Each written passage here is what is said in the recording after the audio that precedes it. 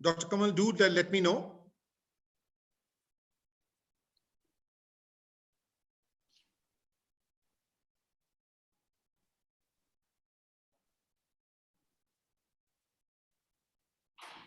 We're live on YouTube as well. You may formally start, Pradeep sir. Thank you. Thank you very much, Dr. Kamal. And good afternoon and namaskar to all wonderful dosts and friends, not only on Zoom, but also on YouTube. My name is Pradeep Mazumdar, and I shall be the host this afternoon from Shulini University. I serve the university in the capacity of Director for School of Hospitality. And it is an honor for me today to be able to invite an absolutely fabulous speaker in the form of my very dear schoolmate, Mr. Farooq Siddiqui. Just a little introduction to Mr. Farooq Siddiqui before I go into any of his professional achievements. Considering the fact that we have been school friends for many, many years, I can only tell all my audience members that you will be listening to a small Napoleon Bonaparte. A Napoleon Bonaparte who packs in a punch in a small physical frame, which you will not see his physical frame, but you will hear him. Mr. Siddiqui is, as we call him very fondly, Farooq, is an international banker, a topper in chartered accountancy examination, a complete brain in finance, and has been working for nearly 2.5 decades with first ANZ Grindlays Bank and then Standard Chartered Bank. Currently the CEO of CEO Asia Pacific for the Falcon Group, which is headquartered in London, although Farooq currently is based out of Singapore. Now, it must be very surprising to everyone, School of Hospitality, why is it hosting an international banker? The reason for that is that what Farooq brings to the table is way above banking, is way above finance. Farooq has been writing for the last 20 years, that's what he tells me. But from 11th of August 2019 is when I have been reading blogs written by Farooq. Thus far, I have read 5 of his blogs, and every one of his blog has kept me thinking, has triggered me off to a long train of thought. I requested Farooq to please come on our show today and speak about his latest blog, which is Born Again. Ladies and gentlemen, and my dear, dear students, I give you my very, very dear, respected friend, Farooq Siddiqui. Farooq, all over to you. Thank you, Pradeep. It's a pleasure being joined live with all of your students and others around the world, I guess. So before I kick off, I just want to say a few things. Number one, whatever I say, take it with a pinch of salt. It's purely my views. I don't bring any superior wisdom to what you all have. It's really the sum total of my own experiences and reflections that I've had. The second thing which I want to say is that what I'm basically going to talk about is really about how do we reorient ourselves in the current world of COVID-19. And I'm sure it's a topic we all have been discussing amongst ourselves.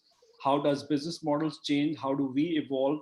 And what does life in the COVID-19 era mean? And like many of you who have been working from home or have been studying from home, I've had time to reflect on this particular topic. And I put a small blog out recently, which Pradeep is referring to, which I titled Born Again.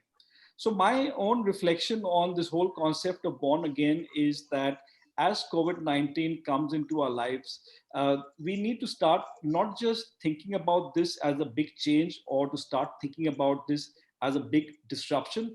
I think we need to start thinking about this as an entirely new book that we will start reading. Not a new chapter, but a completely new book. And in that context, Pradeep, there were really 4 or 5 big reflections that I've had as far as being born again is concerned. And these are really notes to myself that I wanted to share. The first thing was that I really believe that the past way of living, our past life, is in many ways dead. So if it is dead, I think it deserves a decent burial. I think it deserves a good funeral. I think it deserves a good send-off. And we just need to wave it goodbye and say, you know what, the way we lived our life in the past is dead. And I think getting that closure is important before we look ahead. So really the second message I would have is, as you wave your past life goodbye, is just get that closure as far as your past life is concerned. Let it go. So yes, there are lots of things we are attached to. We are human by nature. Yes, there are a lot of things that we actually hold very dear to our heart. What I would request is to think about the things that you've learned, think about what your report card of your last life looks like, but then give it a good send off, say it farewell, and move forward. You are not going to move forward till you say your goodbyes. And I think getting closure is important. It's an emotional experience, but it's really important to get that closure. And as you start thinking about your new life, I think it's also important to say, what do we make different in our new life? So if we only bring our past life into our new life, it doesn't really change anything. So in my opinion, I think that new life means we need to rethink what our life goals ought to be. We need to rethink what our priorities are going to look like. We need to rethink what's really important. And it's a fantastic way to restart because we are all in that same boat, but really the people who can internalize what is going to be new about their life in terms of priorities, life goals, what is important to them, what they value, is where I think you will get more meaning into this aspect of your life. So this whole concept about rethinking your North Star, rethinking what actually you will hold dear is very important because that's the life game you're going to play, and you need to abide by these new rules. So I almost imagine, Pradeep, that this is what I'm calling life 2.0. And I'm imagining that we are now almost on another planet. This is the first year of life 2.0. We are little infants in this life 2.0, but we bring a lot of our past history with us. And as we kind of embark on this life 2.0 experience, I think it's important to ditch a lot of the baggage that we carry. I think it's important for us to look at things afresh. And it's also important at the same time to recognize that it's a strange new world. And any strange new world will bring its share of fears and anxiety. And that's the biggest thing, I think, on a personal level, we need to be comfortable with. You can't shy away from the fear. You can't just wish anxiety goodbye. But certainly you need to kind of hold it in your hand and say, you know what, fear and anxiety, we are all feeling. But our ability to cope with that fear and anxiety is really what's going to distinguish us from the rest of the pack. So the key thing I would really focus on is what emotions are currently at play, what emotion do you actually control, and the fact that you have a real choice to make. You have a choice to make to say, you know what, I'm going to wimp out. You have a choice to make to say, you know what, I'm going to choose to feel overwhelmed. You have a choice to say, I'm really sad that my life as I knew it is over.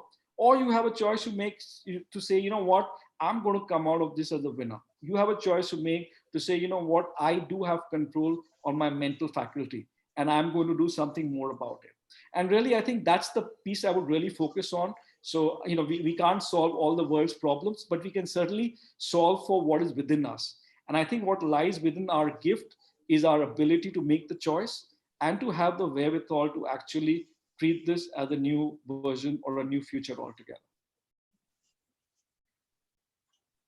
When you really say that you want to give it a decent burial, is it really possible for people to leave all that baggage behind? Because habits die hard.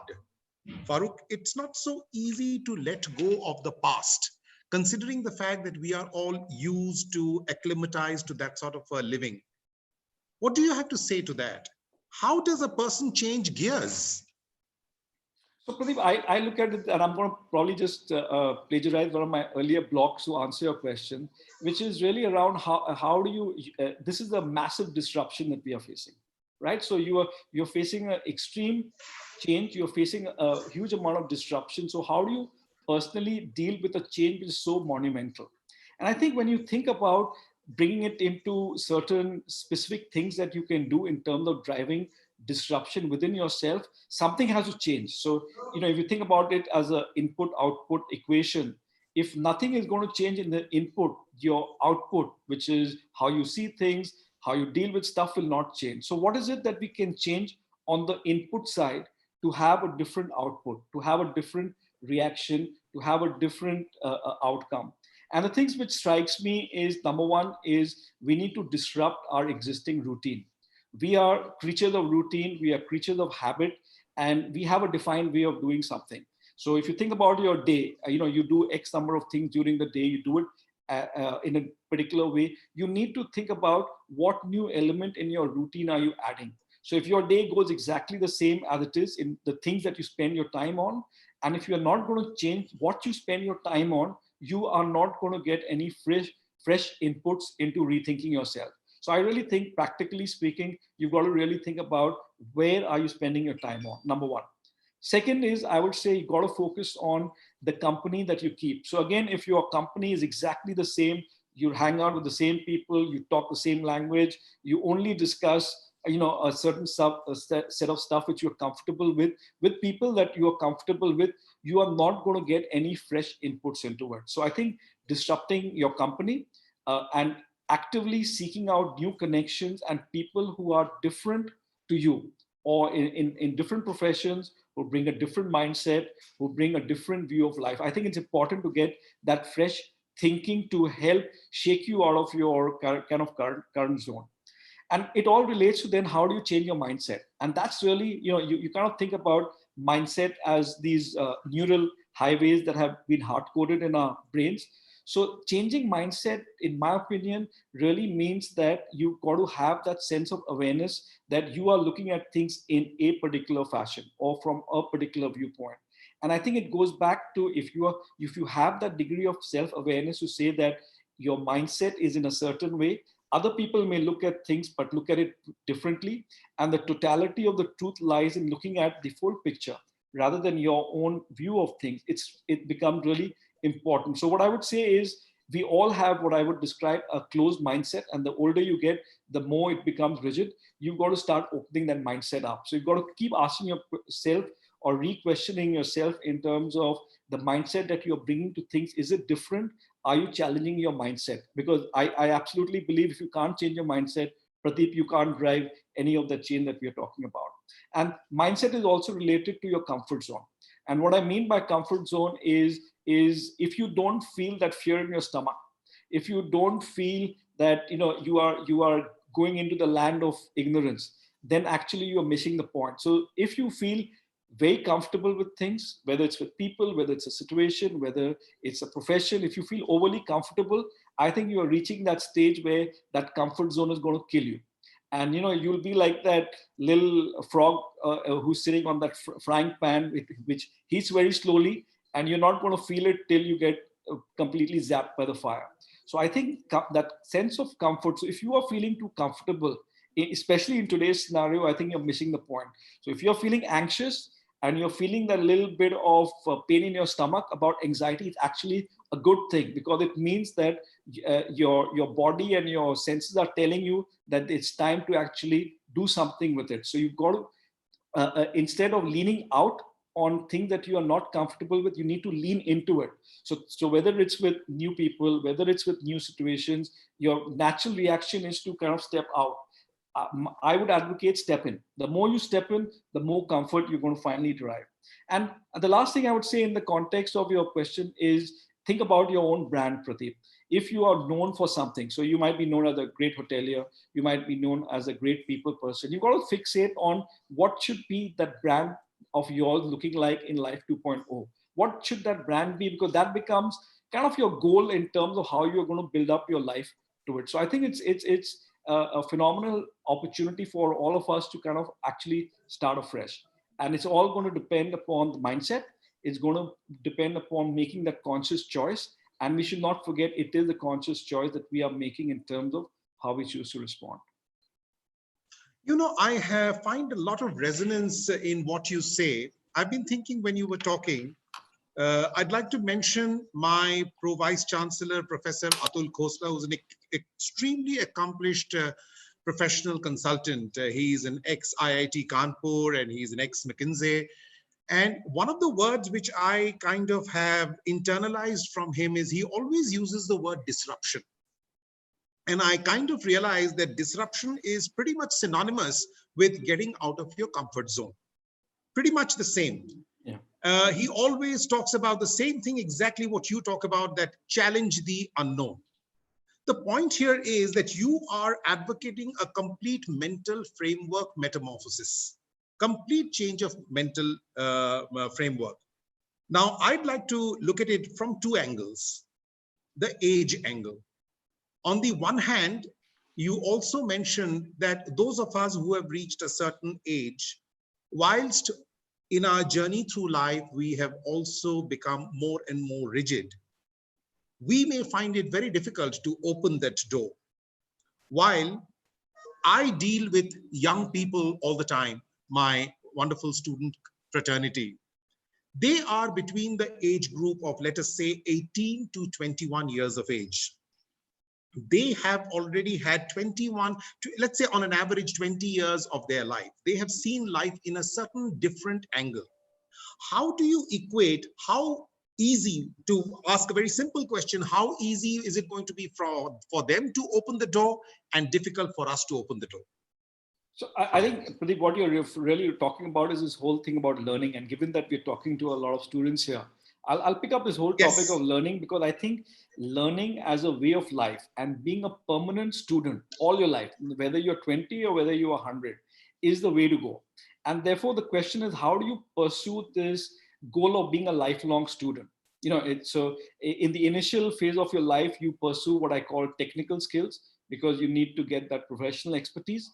And over a period of time, that technical skills morph into what I call life skills or soft skills. And that life skills and that unique combination of life skills and technical skills is what shapes you, not just as a professional, but sometimes and often as a human being. And I think what people find is, when we talk about technical skills, is you have a particular curriculum, you got exams, you get assessed. So it's kind of easy to rate how you do on technical skills. But when you talk about life skills, there is no kind of formal examination done. Only you can figure out how well you are doing on that. And I think, therefore, what are some of the things I would reflect on to become a permanent learner in life? I think there are 3 or 4 things I would probably point out. And the first is, you can't learn new stuff without unlearning old stuff. And I think that's really important, because the older you get, what happens is you equate your sense of wisdom or your gray hairs and knowledge to the sum total of your experiences. But often experiences are not a great pointer towards how to deal with a new situation or to deal with something which is completely different to what you've experienced. So often you can't learn anything new till you can actually unlearn what you have learned in the past. And that whole concept of unlearning and relearning, I think, is not a vicious circle, but actually a virtuous circle. So you've got to actually reflect back and say, what aspects of stuff that I've learned actually is not fit for the future, fit for purpose anymore, and have the ability to let go. So so the first thing I would advocate is unlearn and relearn. Second thing I will say, this for the older folks on around the Zoom call, is having the humility to learn afresh. See, what happens, I think, Pradeep, with age is you kind of feel you know it all. And the moment you kind of get into that zone that you know it all, it's actually a really dangerous place to be in, because you are now completely arrogant, and you don't have the humility to say that, you know what, I actually need to also learn. So the moment you get that feeling where that you know everything, you've got to give yourself a kick, a big kick on your butt, and say, you know what, get out of that zone, because in that sense of arrogance, you will not learn. Learning requires humility. Learning requires acknowledgement that you don't know. If you don't have that acknowledgement, you will never learn. So the second thing really is to practice humility while learning. The third thing which I would probably pick up is the joy of being ignorant. The reason why they say ignorance is bliss, there's a particular reason for that. And I think too many of us feel very vulnerable because of our ignorance. I actually say ignorance is a virtue, ignorance is a strength. Ignorance is what gives you the mental and the spiritual framework to actually imbibe new stuff to come in. Because unless you completely feel ignorant, you don't have any yearning or desire to actually learn. So I think we shouldn't hide our ignorance. We should acknowledge our ignorance, but do something about it. So it's not good enough to be ignorant. It's to acknowledge your ignorance and to use ignorance as a way to actually start learning again. The last thing that I will say is that as we switch from technical skills to life skills, each one of us, no matter where we are in our life, need what I would call a personal learning agenda. And that's where it again brings it back to you as an individual. You need to have the discipline of setting a personal learning plan for yourself for the year. You need to have a way of judging how well you've done on your personal goals. You need to have a way to keep resetting it. And I think what distinguishes successful people from others is people who just build that discipline of saying, I'm not satisfied with what I am. There's more that I can learn. There's always more capacity to do. And I genuinely want to be a better version of my current self. So one thing which I would kind of, in the context of Life 2.0, one of the challenges I would put to all of us is, what's version 2.0 of ourselves going to look like? So we are assuming we are version 1 today. What does version 2 of each of one of us looks like 6 months or 12 months down the line? Do we have a vision of what we would look like? And what would we do to actually deliver on that vision? And I think if we have that personal plan for ourselves and we have the discipline of doing something about it, then I think we're kind of going down the right path. So when you really talk about PLP, I call it personal learning plan, PLP. Yeah. So how important do you think it is to have a mentor in these type of trying times?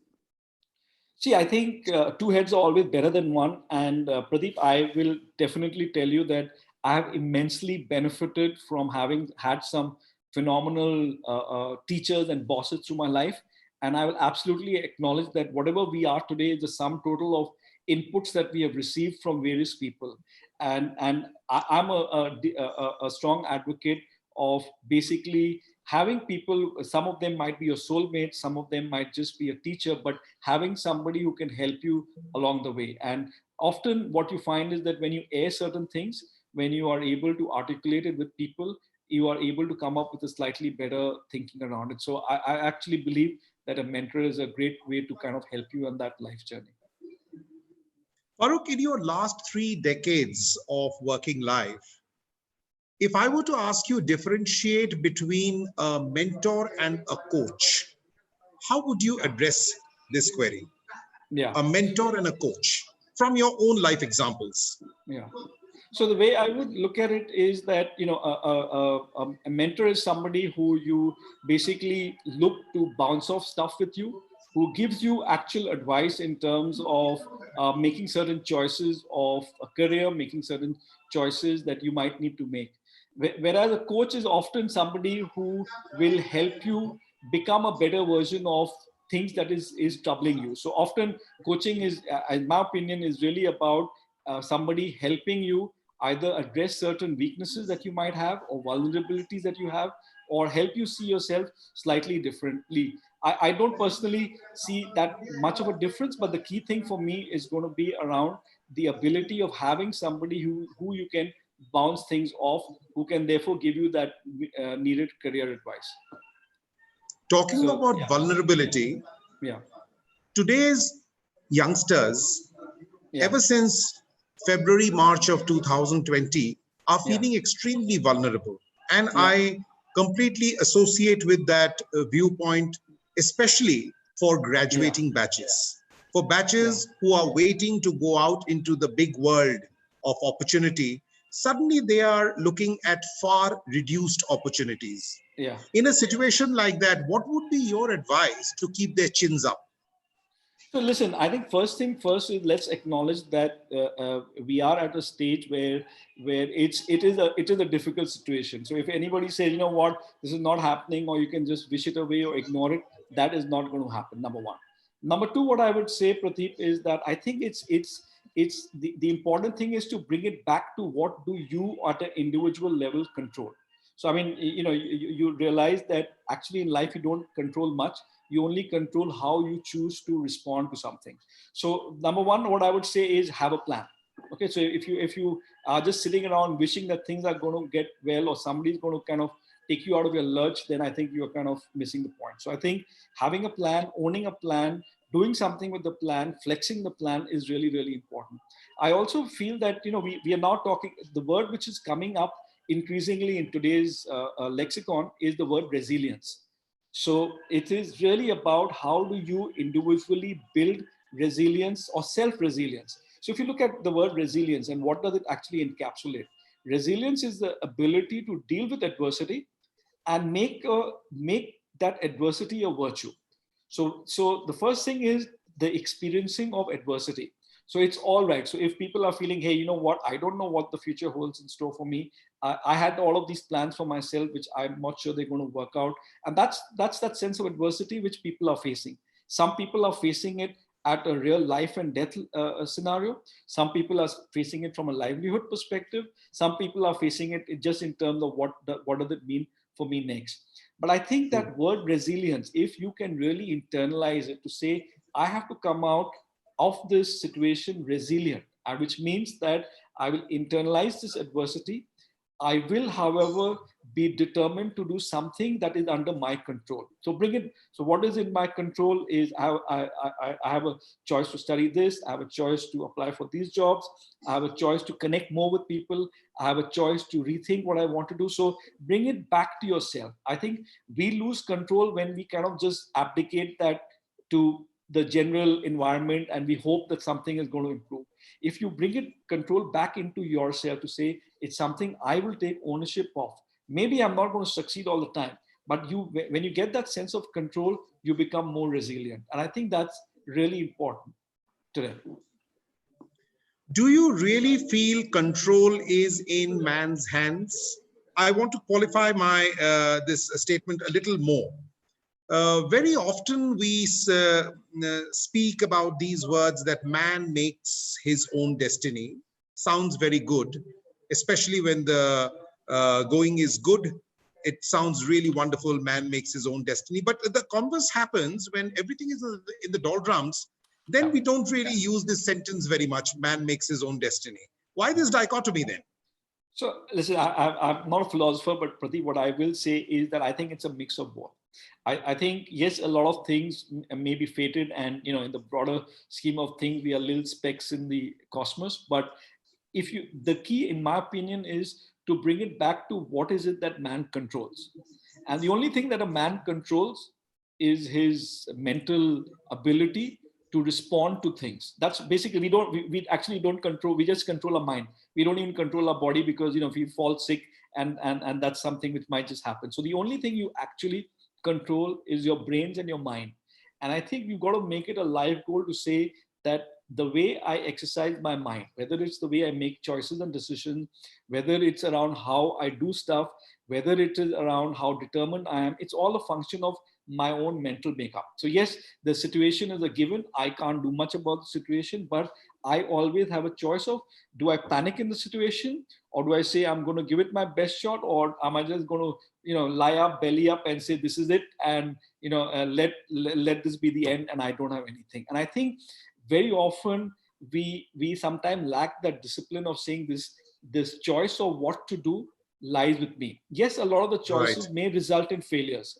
Yes, a lot of the choices may result in nothing to show. Very often there's a huge amount of effort which is put in with zero output to show. My personal belief is that we often don't control the outcome. We do not control the output. We control the input. So the input is basically you, yourself, your thinking, your action, your mindset. That is all within your control. Output, you know what? It is a function of so many things, including luck and circumstances, which you don't control. You got to be able to stand up and look at your report card on inputs and say, how well have I done on my inputs? Yes, in life, often we measure life by output, but I would say your personal life is measured on input, which is really what is the effort and stuff that I have put in. And if I stand up and say, you know what, I've been a lazy bugger and I've done nothing on it, then frankly, I'm the one to blame. But if I can stand up, you know what, I really tried. And here is my own internal inputs that I put in. I think that's a life well lived. That's a life of success, in my opinion. Beautifully said, really beautifully said.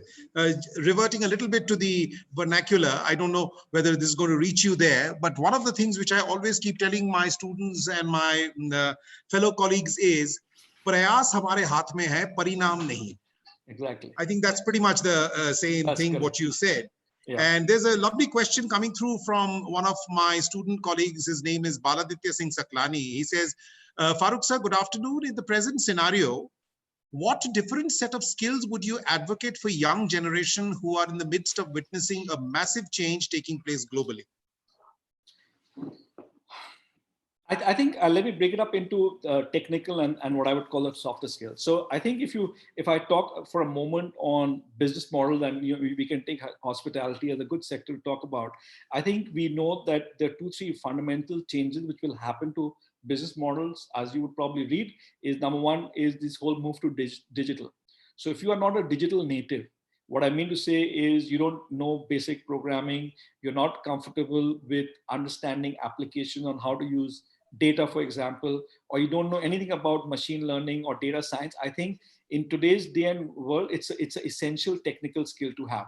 So it doesn't matter whether you are in a service industry or you are in a high tech firm. I think having that basic understanding of, no, I don't mean the technical aspect of technology, but the application of the technology. And within all of that, the key thing which I would advocate to people is understanding data sciences, and the implication of data on businesses and business models, because a lot of our future world is driven by how people interpret data and make business sense out of it. So to me, that would be one core life skill that I would kind of definitely advocate. Coming to what I would call the softer skills. I know we've always spoken about it, Pradeep, but one which I would absolutely advocate in today's world is what I call networking skills. And what I mean by networking skills is, in the good old days, we used to only network within our own network. So if I'm a bunch of bankers, I would typically talk to bankers and we would discuss only banking stuff. But when you think about the future is, as you might know, is the future is about convergence.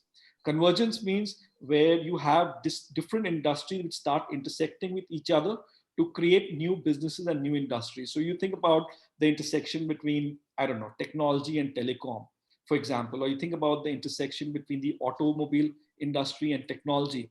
They are spawning a whole spate of new industries. So I think convergence does not happen in isolation. Convergence happens when you mix and match. So that networking, bringing it back to the networking point, is you've got to start expanding your network beyond people who you typically deal with. So if you're only talking to your batchmates in the hotel sector, you are missing the bigger point, because you know what? Hoteliering is just a service industry like airlines, like retailing. And some of the things happening in those sectors may have implications in your business going forward. So the second skill I would say has to be around networking. The third skill, I think we spoke about it, is that if you had what I would call a learning kind of agenda, you've got to really ramp it up. You've got to ramp up your learning. You've got to become a voracious learner, and you've got to invest time on that on a daily basis, literally, because I think the learning curve is going to be so steep. If you just follow our traditional ways of learning or absorbing or assimilating stuff, I think we're going to miss the picture in terms of actually learning. I also think that there are some very good life skills that we had in life 1.0, which we need to bring forward into this life. And some of the things which I would advocate is as follows. And these are things which have helped me personally in good stead. And I think they will still relate in life 2.0. I think number one, I would say, is be yourself. Authenticity of who you are, what you bring to the table is really important, especially in a corporate world where often it's about, what you project and how you look, which people give more importance to. But in a world where a lot of this stuff is what I call make-believe, being authentic and being who you are and being true to your values is really an important and an attractive human trait to be. So people, especially as you get into leadership positions, really appreciate people who are authentic, really people who have a sense of being what they say they are. And that authenticity and living by it, I think is really important. The second thing which I would say is, we've spoken about learning. I would also talk about the learning of self-discovery. So if you talk about yourself now, if you don't know what your own strengths are, you're never going to achieve mastery on your strengths. So I think that whole internalizing discovery of yourself to understand who you truly are, and basically then looking at how do you actually leverage on your strengths. Because for many of us, we take our strengths for granted, but we never become masters at any of our strengths. We tend to always focus on weaknesses and we never do anything about it. So I would say that in terms of self-discovery of who you are, what your strengths are, how do you get mastery at it, because that's a God-given gift that you have, is what can distinguish you from the rest of your life, people. The last thing I would say is having the ability to stretch or flex. I think we all realize that we spoke about comfort zones and being on a cocoons, Pradeep, but I think we've now got to stretch ourselves beyond the boundaries of our limitations. So we all live in this little square, which we have drawn in a mental map, saying this is all I can do. I will only be able to play around the edges. I can't go beyond the boundaries of my limitation, which are really stuff which is sitting here in our mind.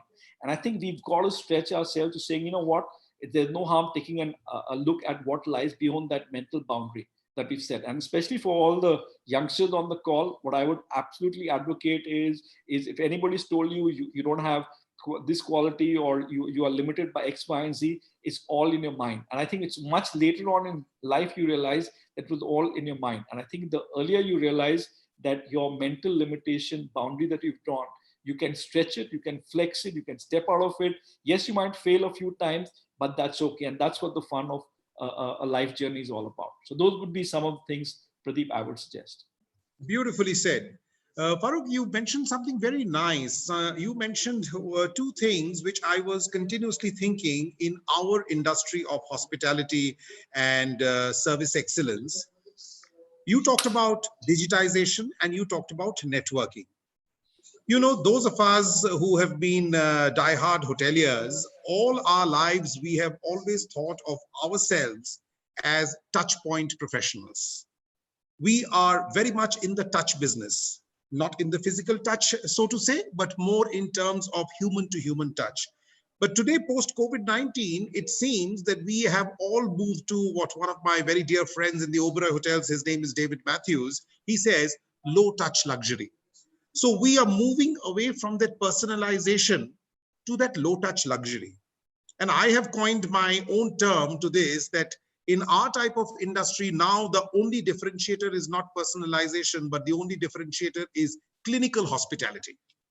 Earlier, we used to talk about responsible luxury, but now I talk about clinical luxury or clinical hospitality.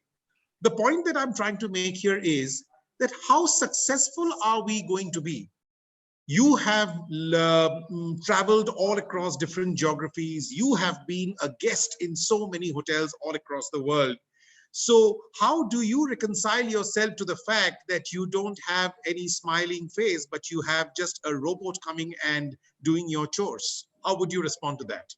See, I think number one, we don't know what the future will unfold. So right now, everybody is basically speculating on how that is going to be like. And I think, yes, if on a broader sense, as people say, the move towards digital and the move towards technology replacing humans, etc., it may get accentuated as a result of what is happening. But I think at the end of the day, when you think about personal experiences, it's those moments of interaction that you had with people, which you tend the to moments remember, of truth, as we call it. Yes. which you remember and you will always treasure. And I don't think that is going to go away. And I actually think, that there's this whole concept of what you call human technology, which is how do you marry the best of what human beings bring with the digital tools. I think we get into that debate versus human versus technology. In my humble opinion, it's really about how good humans get at using technology as a tool. And I think whether it is the service sector or any other sector for that matter, it will evolve. So I think it's a question of how do you leverage these digital skills to actually accentuate your hospitality skills, as opposed to saying it's going to be the death of personal touch. Okay, that's a great input. Our dear friend Rajesh Nath has asked a question. What new leadership traits would be required in the new normal due to COVID impact? And he's also asked a second question. Is COVID pushing the world slowly moving from globalization to localization? Okay. I think the second one is easier to answer, and I can talk about it from talking to quite a few corporates all over the world. So I think that shift from globalization to localization, Rajesh, is happening. And it is not just happening because of COVID. It's also happening because of protectionism. It's happening because of a number of reasons beyond COVID. So you are going to see certain sectors move into a more localized environment. It's not that it's going to entirely go away, but certain sectors will become more localized because there are certain benefits around creating local jobs, sourcing locally, reducing supply chain risks, etc., which are going to happen. Does that mean that will China stop being the factory of the world tomorrow? The answer is no. But are you going to see some shift in certain key sectors happen? My personal view is that it will happen, but it's just not COVID, it's a function of technology. So if you think about 3D printing, for example, I can set up a 3D printer at home. I don't need to source a shoe from Italy, for example. So technology, what's happening with the protectionism, as well as the COVID thing will definitely push localization. To your first point on what new skill do we have to learn, I think it's tempting to say survival skill, but I'm going to talk about survival. Yeah, we all survive. It's about the thriving skill, and I think I will bring it back to some of the points I made earlier, which is you've got to be resilient. Okay, you've got to be resilient, and that sense of resilience is embedded just not in adaptability, which is obviously key. It's also embedded in being able to deal with the adversity of what is happening. So it means chin up, it means manning up, it means not wimping, it means getting a spine, it means taking ownership, it means having doing some action. You can sit on an armchair and critique everything that is happening to you. It means not playing the blame game. So it means really bringing a lot of responsibility on yourself to say, man, I will do something with it. Irrespective, I want to come out of this crisis with being a better, more updated version of what I went in going into COVID-19. If I fail to do that, then it's really my fault, nobody else's. I think typically what you spoke, Life 2.0. Yeah. A question has come through from a friend in the tourism industry, and his question is, Farooq sir, can financial institutions withstand the impact of COVID-19? Question one. And question two, how they will contribute to the tourism industry? So on the first one, financial institutions, that's fairly straightforward. I think post 2008 financial crisis, most of the regulators had asked all the banks to increase the capital so that they could withstand a lot of the issues around non-performing debt and bankruptcy. So most across the world, most of the banks and financial institutions are far stronger than what they were in 2008. So by and large, most of the banks will be able to withstand this bankruptcies and stuff, because purely from a capital and liquidity perspective, they are in good shape. The thing coming to the point around intersection between tourism and finance, actually it's a really interesting intersection, because you think about some of the fintechs which are coming in. So fintechs was really finance and technology merging, but now what you find is fintechs are doing something called a platform. So you think about Alibaba.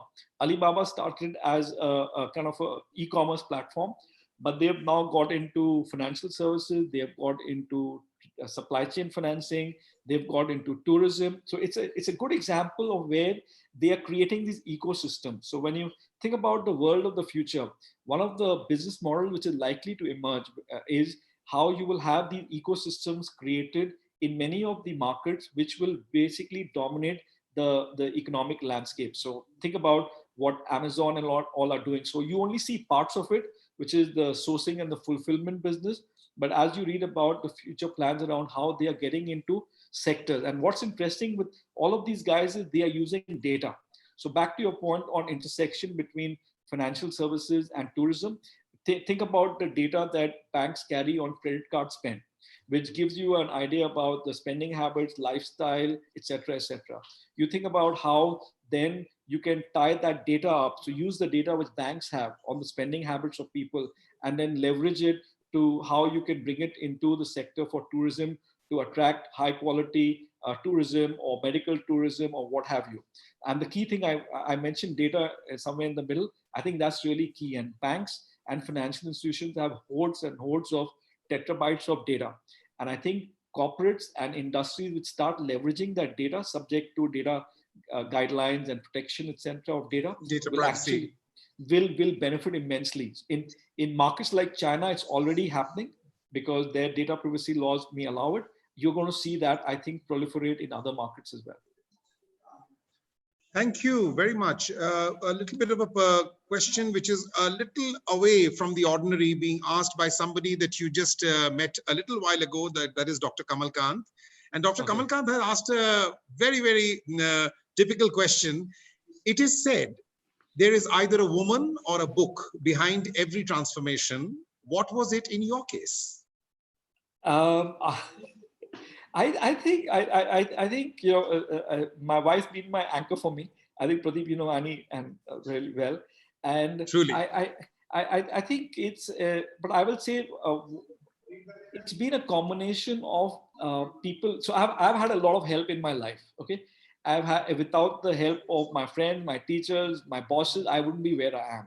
I think at this stage, I would say that if it wasn't for their guidance, or at moments when I thought I was all despairing and they picked me up from the dump and just got my self-belief going, I think like a lot of you, I owe it to so many of the people who helped us shape what we have. And one interesting project that I'm working on, I must share it with everybody because I think it's a little relevant. I think I might have mentioned it to you, Pradeep, is that You did. During this COVID period, I've now started making a list of people. It could be a client, could be an ex-boss, could be a friend, could be anybody who I've lost touch with over the last 20, 25 years. I've started making this list and I've started contacting them and talking to them, not an email or a WhatsApp, but actually talking to them, A, remembering those times that we had, B, trying to thank them if they actually helped me in my personal or professional life, and C, just reigniting some of the connections. Because one of my reflections, Pradeep, was that, you know, when you are living life on what I call the fast lane, you leave a lot of people behind.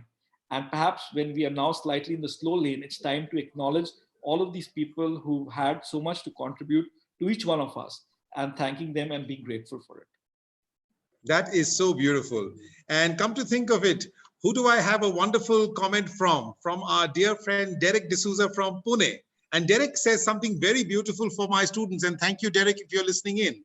And Derek says there are 4 zones. There are 4 zones: comfort zone, fear zone, learning zone, and finally, growth zone. They are like concentric circles. And as you go from the center outwards, you learn and grow. That's a very insightful thought, actually. Yeah, it is. What do you have to say about this movement, right till the growth zone, from the comfort zone till the growth zone? Isn't that a lot of heartburn at the same time? Not so easy, moving from the comfort zone to the growth zone. Not easy at all. Yeah, but I think that's where that's what differentiates the men from the boys. So I think if you are sitting at one end just complaining about stuff, that's one end. The second is where you take ownership and say, I will drive through what Derek has said, beyond my zones of comfort, and go through that what I call rites of passage to come out as a better, more burnished version of what you were. So Farooq, when you talking about what Derek has just now given us, this input, moving from that comfort zone, fear zone, learning zone, and growth zone, isn't that what you actually reflected in your blog when you said, let it go, and sum of all fears? I want you to reflect on these two a little bit. Let it go and sum of all fears, the grand total.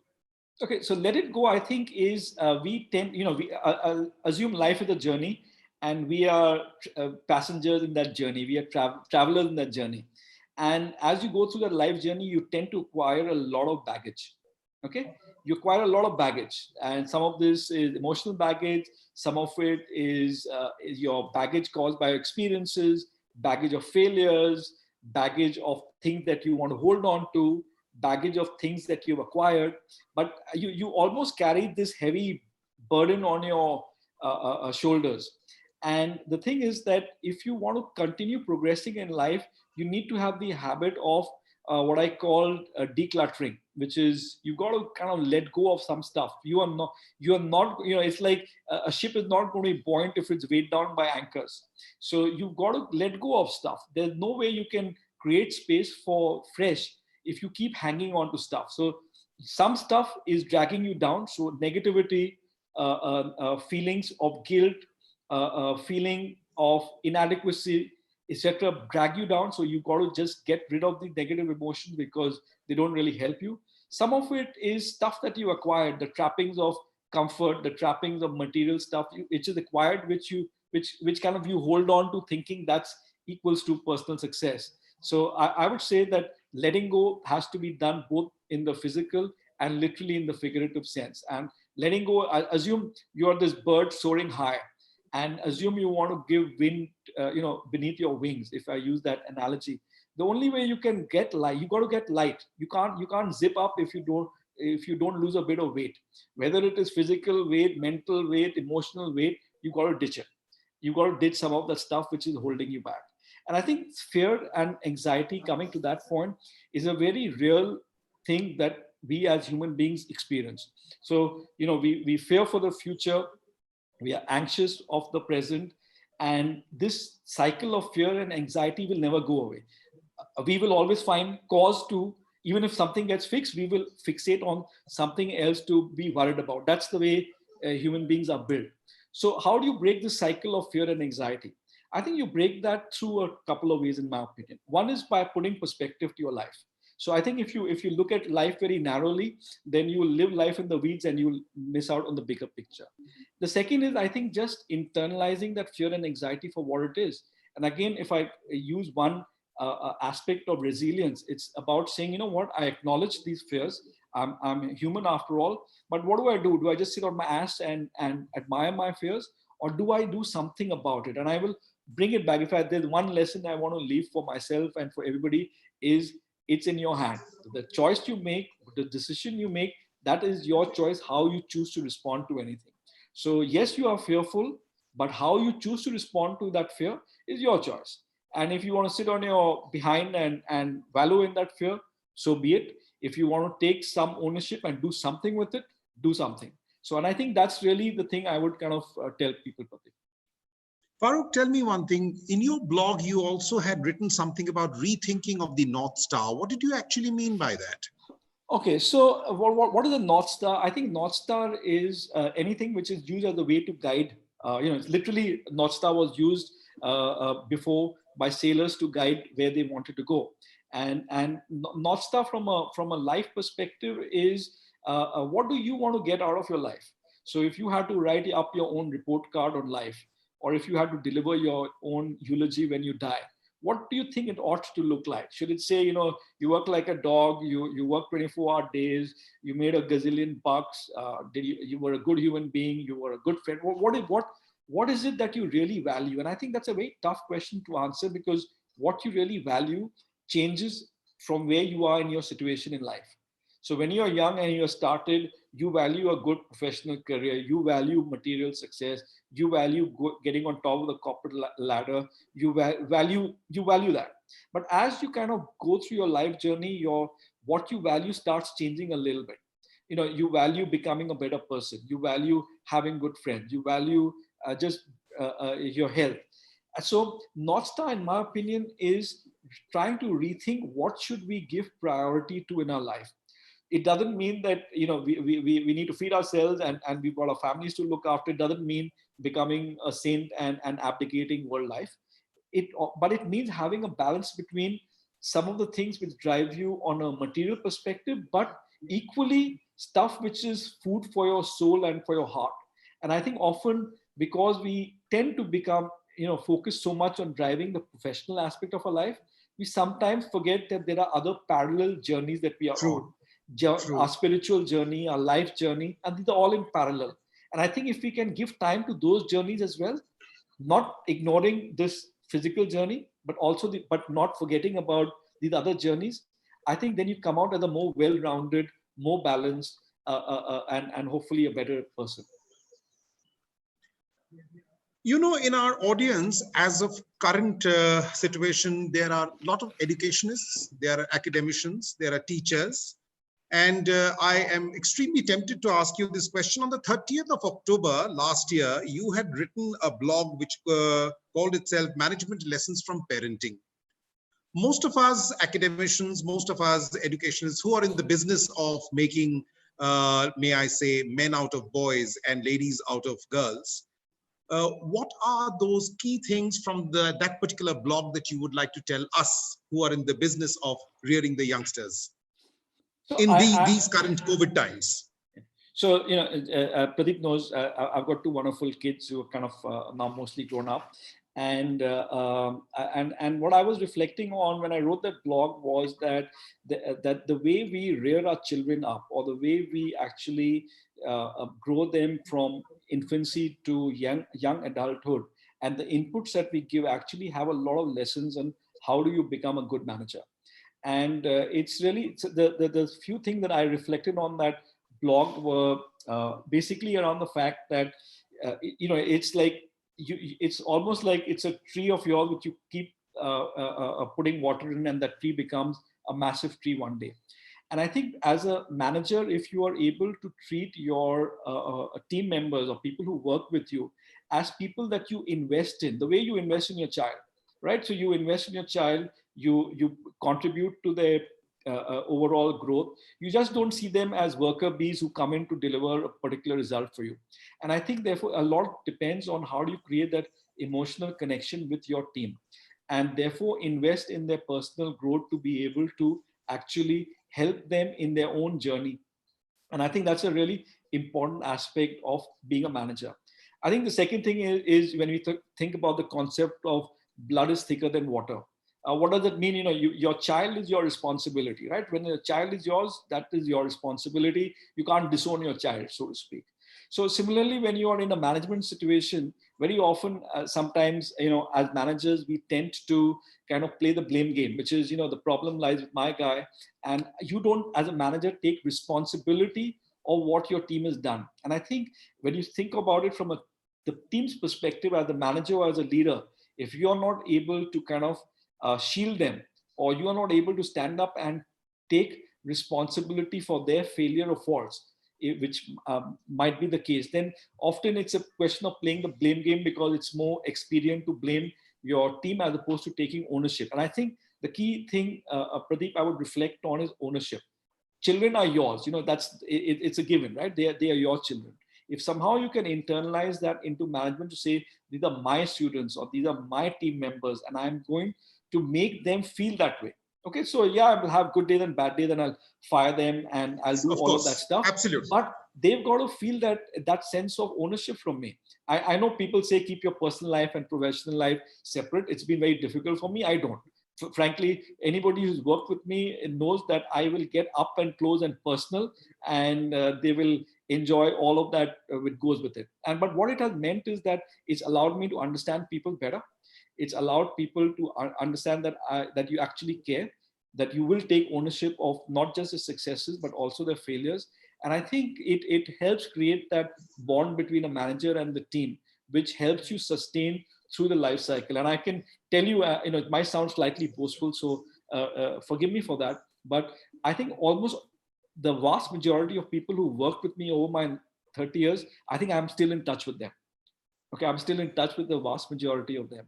And it gives me personally more life meaning. But I know more importantly for them, they know that irrespective of where they are, I genuinely wish them well and care for them. I couldn't have really agreed with you more, Farooq. Just to share a small little anecdote from my own life. By Almighty's grace, I was in a position to straddle two organizations in my working life, and one was the epitome of professionalism, and that was Oberoi Hotels, and one was the epitome of humanity, humaneness, and that was ITC Hotels. In both these two organizations, I have seen where professionalism can take you and where this personal touch can take you. And there is a very thin line, extremely thin line differentiating the two. You don't really know when you go across on either side. When you said that anyone who has worked with you for the last 30 years knows that you will always go right up to them, up personal, whichever way they want it, positive as well as negative. Absolutely correct. One more question, and I think we are now nearing the end of our beautiful webinar. On the 30th of August last year, you had written a beautiful piece, which was yours truly. You had written about yours truly. That was your second blog, the first one being Learning to Learn. In yours truly, you made a couple of important insinuations to your own evolution. I want you to talk about that to my youngsters, how you evolved as a professional. So I think imagine your life journey, and I think what I tried to put out, Pradeep, in that note was a few lessons in the corporate world that I've learned. And I think the first lesson was really about be yourself. I think, you can't go wrong. So, stop being somebody else. Stop trying to project being somebody else. If you can just stay the course in terms of just being who you are, I think that itself is a very attractive trait which people will admire, which is your sense of authenticity. It is not easy, by the way. In a corporate world, I can tell you, it is not easy being who you are, because you're very, very tempted very often to be what your boss wants you to be, or to be what the corporate wants you to be. But to have the courage to stand up and be who you are is not always going to help your career, by the way. That let me put it that way. But you will sleep easy knowing that you have not betrayed who you are. So being yourself means having the courage of a conviction, being able to speak your mind, but in a smart way, and not just trying to ape everybody else. It's difficult. It's very easier said than done. But I can tell you, over a period of time, people will admire you and get to appreciate that you are just an authentic person. You're not kind of aping anybody else. And you did mention be authentic. Yes, you did mention. So second thing I think was about knowing yourself. So I think that whole journey of self-discovery is not just an exercise to kind of inflate your ego, but it's really about just understanding what and who you actually are. And very often it starts with self-awareness. So those of you who do meditation or yoga, then you know that it all starts with self-awareness, that who are you really? What do you truly bring to the table? And I think that's your start point to be able to then think about what strengths do you want to leverage? How do you get mastery on it? And how do you kind of evolve from there? The third one was really about stretching yourself. So what I meant was the status quo is the most insidious thing that can happen to you. So if you are living the life of a status quo, then my friend, you are in deep water. So you have got to stretch yourself. So no matter whether you're 10 or you're 100, you've been blessed. God's given you the position where you are in. And I think you will be doing yourself a disservice if you don't push yourself beyond the boundary that you've put yourself. So stretch, you are flexible, your brain is flexible, you can do a lot more. Just don't take your current version for granted. The fourth thing I would say in that context is that you can only stretch if you unburden yourself as well.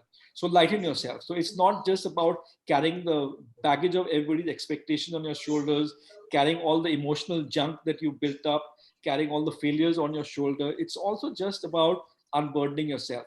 And I think finally, if there was somebody taught me something called rule number 7, which was a very nice rule. Don't ask me what the first 6 now are, but rule number 7 was, don't take yourself too seriously. Don't take your life too seriously. Okay. Have a smile, have a laugh. Some days you will have problems. Some days you will be golden. It's all right. Okay. Don't take things too seriously. I can only say one thing, that rule number 7 is equal to Farooq Siddiqui, and Farooq Siddiqui is equal to rule number 7. It's synonymous. I know that. I know what I'm talking about. Farooq, I'll take one last question, which has come in from my champion basketball student. His name is Paras Chauhan. He's a fabulous basketballer. And he asks a question which is absolutely related to his profession. He says, good afternoon, Farooq sir. My question is, sir, can the tourism and hospitality industry earn the same revenue now if it starts operating after some time as it was earning before? And if there must be increase, then when would this high increase in price happen? So Paras, what I can share with you, this is my limited knowledge, but a lot of the high touch service sectors, and I'll give airlines and retailing as examples, people are expecting that it's going to be at least a couple of years before it comes back to where it is today. So if you think about, if hospitality is driven in many ways by tourism and by businesses, if on the business side, I personally feel travel is going to come down, therefore business travel is going to come down. And the same goes for tourism or leisure-based travel as well. So what I'm reading reports now is that some of these sectors which are more badly impacted, it'll take at least a couple of years for demand to come back to that time, unless people find a vaccine, which is a completely different story. But at this stage, people will probably put that 2-year time frame. A couple of days ago, I was attending an important seminar which was being joined by some of the top hoteliers of the country. And one of the topics that everyone spoke about was demand destruction. Currently, we have been through a very bad situation of demand destruction. But in my very humble opinion and my last 30 years of hoteliering, I know one thing for sure, and that is human beings will travel. It's just a matter of time. Human beings will travel. And going back to your word, resilience, when they start traveling, this same industry, which is right now a little bit down and out, is going to bounce back and bounce back in double quick time. Thank you very much, Farooq Siddiqui. So nice of you. You have taken out your time. We have already overshot our limit.